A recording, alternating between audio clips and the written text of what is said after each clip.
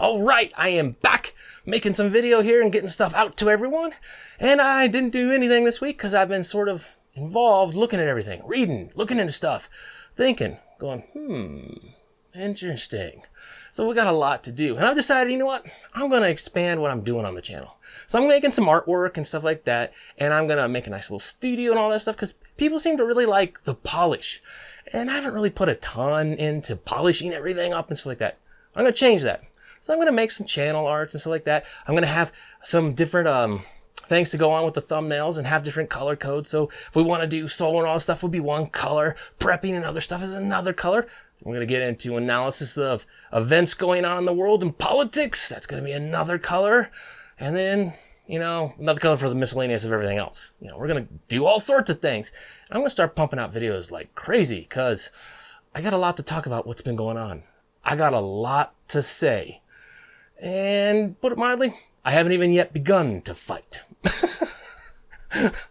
Let's just say I'm annoyed. Let's change it up, everyone, and let's address what this video is about today. So say Biden gets in, goes all the way in, nothing weird happens. There isn't some rabbit pulled out of the hat at the last second by Trump, and everyone's like, and Biden's in. One of the things I think we're going to see major changes on is things on the world stage. Lots of changes going on there, okay? We have some very, very different philosophies changing up here. For some reason, the Dems have really turned into a party of pro-war and moving in on this direction. I don't know why, but they are really going in on that. I mean, shoot, look at the media and some of the comments people made about Syria. Here, I'll throw up some stuff I can dig up real quick. You see this. They're saying, yeah, let's get into Syria. Even though they're backed by Russia. Let's get into Syria. Russia's going to support them. Let's get into Syria. You're out of your oven, love of minds. Let's go to Syria. No, not a supporter of that front at all. But see, well, the other things we're going to see is so massive, amazing peace deals in the Middle East. I think they're going to go up, like a piece of paper lit on fire. Reason why? Trump's going out, Jared Kushner's leaving, and stuff like that. Trump's family has very, very strong Jewish ties. Trump moved the embassy to Jerusalem. He defied the Arab world and said, we're moving this into Jerusalem right now. We're just doing it. We're honoring this promise. We're doing it. He does it, right? And stuff, Jared Kushner and all this stuff. They see that Trump, launched cruise missiles against Syria, stirred things up a bit. He wasn't afraid of pushing the button. The dude went and walked across the DMZ with Kim Jong-un. And I don't think people realize how unbelievably dangerous that was. I bet the Secret Service was sitting there just chewing their nails off, just pulling their hair out, going, get back over here. Because, all sorts of stuff. They've had cases, where the North Korean soldiers grab another soldiers and pull them across and then they interrogate them and everything. For Trump to cross the DMZ like that, monumentally brave. So they're saying, Trump has Jewish family ties. Trump has strong relations with Israel. Trump, his immediate family is Jewish, right? Ivanka converted to Judaism. Yeah, we got to start taking this serious because the U.S. has a strong president here that will back Israel to the end is what they're seeing. So they were to open doors, move things along, and get deals no one thought was possible. All the white paper saying how Middle Eastern policy should function, all that stuff of how things should be going forward. Peace in the Middle East is a far-fetched idea. It will never happen. Well, they were wrong.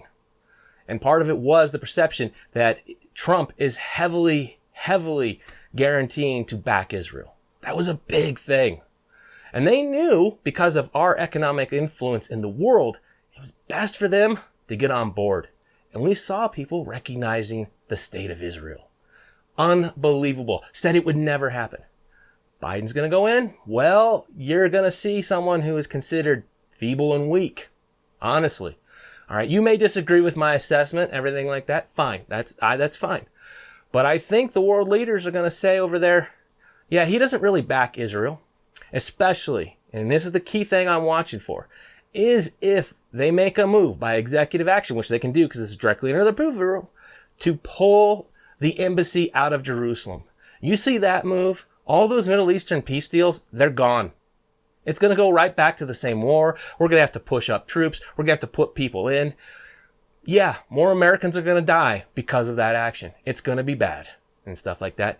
And the other part is if they do it, it will make America seem weak, very weak on the world stage. Iran might be going, you know, we got a beef about you killing that guy. We're coming for you. They may sponsor some heavy-duty terrorism, and we could see some nasty, nasty things develop, even on American soil. Other groups that sponsors of terrorism, things like that are out there to get us, and they're everywhere. If you want to disagree with me and say, you know, everyone loves America, we're loved by everyone, I really don't think you've traveled much. I really don't. So, I'm going to say that there. Now, what you'll see happen, though, is they're going to come. They're going to come. You're going to see operations of terrorism advancing, and they're going to go after because they think America is weak and ripe to go after. And so I hope all of our people that are defending this nation do an outstandingly amazing job and stop it all. That's what I'm hoping for. But I think things are going to get pretty dicey on that front. Now let's switch over. Let's talk about Russia. Russia. Now, one of the things I want to point out here in this discussion that's very important to understand. Russians as a people, okay, they aren't evil at all. In fact, they are outstandingly great people, okay? You make friends with them, you've got friends for life. They have strong family ties, strong sense of loyalty. They are great, great people, okay? And most people seem to confuse policy of government with the people. It's the same thing Americans face. Governmental policy on one hand, the people on the other, and they lump them together. So when we're talking about Russia, you know, I'm going to point this out, you know, because I have a lot of friends in Russia. I have friends I have known for measured in decades now. And we talk, we have good ties and all that stuff. Yeah. So I want to say I know the people, and that's different from the government. So just pay attention to that, please. I don't know why people get this wrong all the time. The same problem, the same happens to Americans all the time. All right, let's get back to the actual point here. I think there's a strong chance they're going to say, we're going to go into Syria. Yeah, I'm very concerned about it. And the support and push for getting involved in Syria is high. Even though Trump was having no interest in going in there, for some stupid reason that I don't understand, the party on the left is still very interested in Syrian intervention. Okay, they're going to come up with some cockamamie story. Something's going to go on, something there, and they're going to go after Syria. Okay. Now, Syria is supported by Russia. And actually, this could turn into one of those proxy wars between the U.S. and Russia. And Russia is going to get a lot out of it. And if you're wondering, Reed, what do you mean Russia's going to get a lot of it? They will. See, Russia is not the collapsed country that was the USSR anymore. They have put a lot of effort in growing things, making a strong economic base in capitalism. Because what shut them down was their economy. The USSR failed because the economy came apart. I know there's more, but this is the simplification, you know. Feel free to rant. There's all these other issues. I know there's many more issues. But a big reason was the economy and how much they could no longer fund it anymore. And it just came apart. You know, it was just, but now they have a capitalist underpinning. They have trade agreements. They do stuff with other groups. They have a much stronger economy to get things done now. Also, they provide the ability for people that are very skilled and all that to become immensely well rewarded. You know, Russia has a huge pile of billionaires. Now, you know, you may argue how they got there, but, you know, same thing what we argue in the U.S. of how they got there. But understand that people that are very successful and skilled like that are now richly rewarded. This has let the top people rise up. We also have a large change in the upper top here. We have a lot of laws passed, changed the Constitution, others like that. They're literally reestablishing this elite political class that kind of mimics, in a way, like what was going on with the USSR and their political class. The groups connected, groups to control, organize, and all that stuff, and how things worked. But by giving this capitalistic underpinnings and all that stuff, they've really advanced a lot of stuff. They have done a lot technologically to improve their military. Tactics developed. And they have a lot better of what's going on in places. Okay? Now, the thing, though, is we go in to Syria and all that stuff. I think Russia's not going to go directly in. What I think they're going to take initially as the first step, you know, see what's going on, is they are going to provide technology, weapon systems, tactics, and a lot of support, intel, and so on and so forth. You're going to have a lot of pieces of that. Okay? They're going to stick all this in. Now, what's going to be really interesting there is they want to see how their technology performs against the US's. The US has been this superpower top dog for all this time, but we haven't been directly engaged for a while. They've done major advancements and everything like that. They want to see how it performs. Us engaging there is going to give them a ton of good intel on exactly what our capabilities are and where they need to shore stuff up and where they've exceeded us.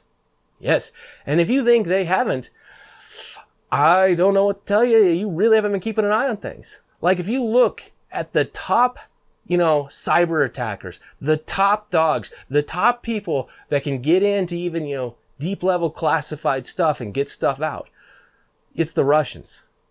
They even completely hamstring our own intelligence agencies, and they cause a ton of trouble on that with their abilities. They are extremely good. All right. Like I said, they've created a system to reward those skilled and get better. This is a big difference. Instead of we need this many farmers. You're a farmer, you're a farmer, you're a farmer. We need this many machinists. You're a machinist, you're a machinist, you're a machinist. Totally different. All right. Do not underestimate what's going on here. All right.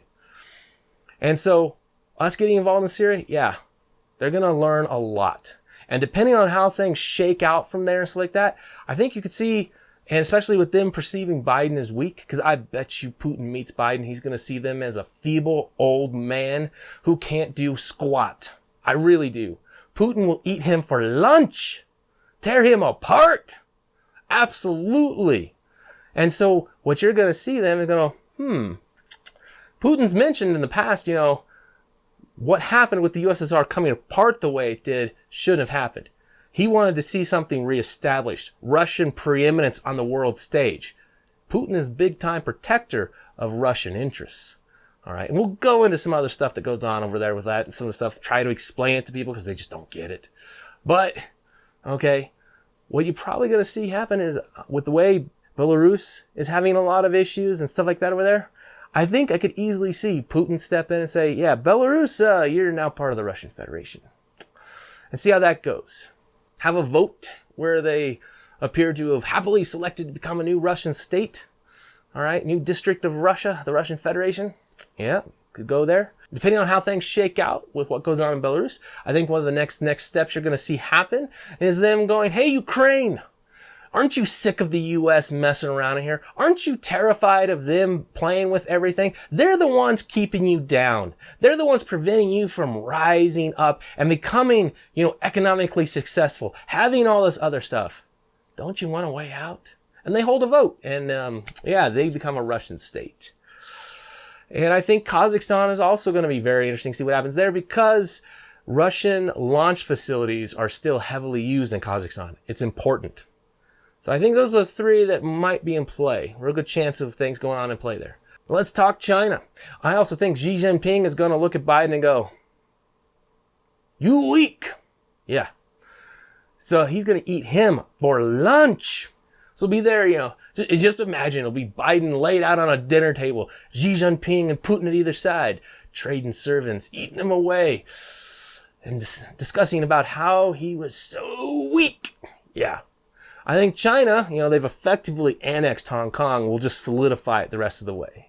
And I think they're going to turn their eyes towards Taiwan. They have wanted to solve that problem for a long time, and U.S. interests have been stopping a lot of it, backing it up and stuff like that. Trump was very much saying, don't you dare mess with Taiwan, as politely as Trump is in his way. And, things just kind of settled out there. But I think, they see us acting in Syria. They see how things are going on and everything like that. Well, I think China, they're going to say, Taiwan is now fully part of China. Go in, replace things, set things up, part of China. Moving on from there. And I think China is going to go down heavily into Africa. They're doing a lot of stuff down there, but I think they're going to really convert a bunch of places into be puppet governments. Or maybe, they might be satellite states for all I know. But China could easily go after and corner the market on some super valuable resources like cobalt. Go after the Congo in those areas and claim it for China. And that literally shuts us down from a lot of important technological resources we need these things for. Like all the batteries that are supposed to electrify everything and save the world and the environment. We need those resources. And China's cornering the market on this hard. You have Biden up there, game over. It'll really put a hamper on that. We will be paying fortunes for stuff. The dream of electrification, we're going to have to start looking in some other directions on things. It's a problem. It's a big problem. Well, that covers the world stage of the issues I see coming. And I want you guys to start thinking about them. Gather essential supplies. Put things together. Stash things away, like always. And you know, we have the threats of major lockdowns coming our way.